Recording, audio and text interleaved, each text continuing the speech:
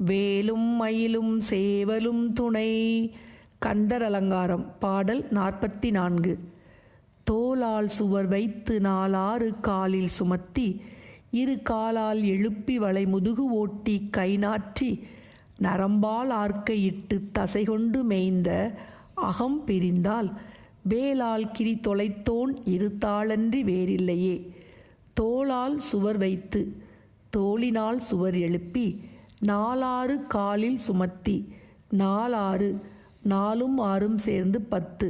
10 வகை வாயுக்களால் தாங்க வைத்து இரு காலால் எழுப்பி 2 கால்களாகிய தூண் மீது நிற்கச் செய்து வளைமுதுகு ஓட்டி வளைந்த முதுகெலும்பை அமைத்து கை நாற்றி இரு கரங்களாகிய கைகளை தொங்கவிட்டு நரம்பால் ஆர்க்கையிட்டு நரம்புகளால் கட்டி தசை கொண்டு மேய்ந்த தசையால் மூடிச் செய்த அகம் பிரிந்தால் இந்த உடம்பாகிய வீட்டை விட்டு உயிர் பிரியும்போது வேலால் கிரிதொலைத்தோன் இரு தாளன்றி வேறில்லையே.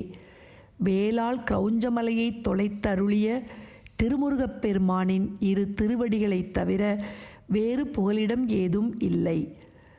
தோளால் சுவர் வைத்து நாலாறு காலில் சுமத்தி இரு காலால் எழுப்பி வளை முதுகோட்டி கை நாற்றி நரம்பால் ஆர்க்கையிட்டு தசை கொண்டு மேய்ந்த அகம் பிரிந்தால் வேலால் கிரிதொலைத்தோன் இரு தாளன்றி வேறில்லையே.